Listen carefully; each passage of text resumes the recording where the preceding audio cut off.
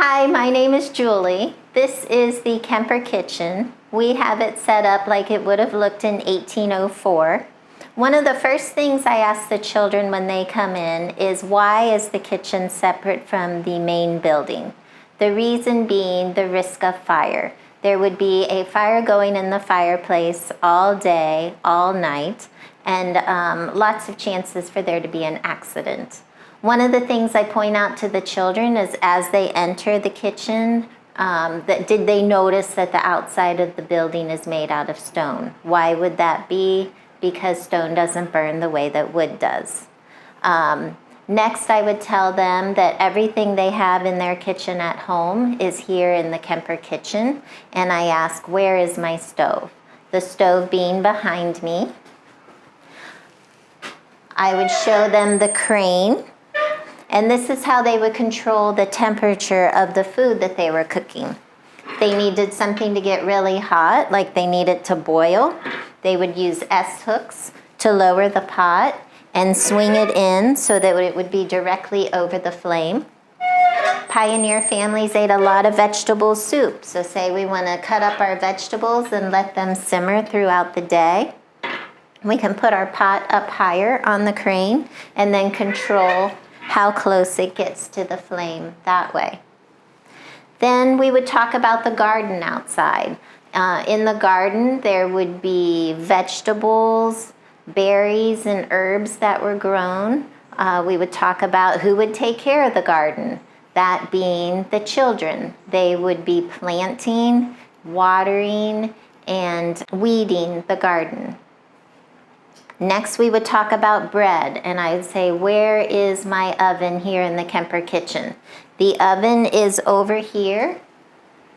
And then we talk about how it is called a beehive oven because of the shape of it on the outside of the building, which later is something that they would want to see so that it would make sense. We would talk about how long it takes to make bread. An all-day process, that Saturdays would be set aside as bread baking day. Then I would have a volunteer come up. We would talk about our bread shovel, which is called a peel. And then I would have a child slide it into our beehive oven.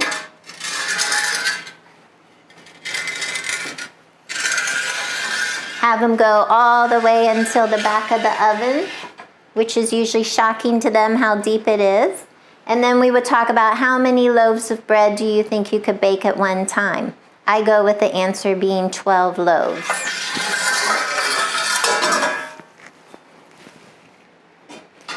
Then we talk about, do 12 loaves of bread feed a family of 17 for very long?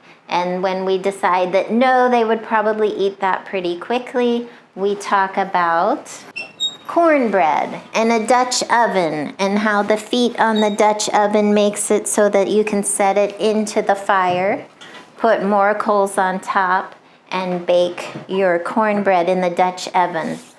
We would talk about how the corn is dried, and then if we have time, we might go to our corn grinder and let them grind the corn themselves. Then I say, where do we do our dishes? Where is our sink?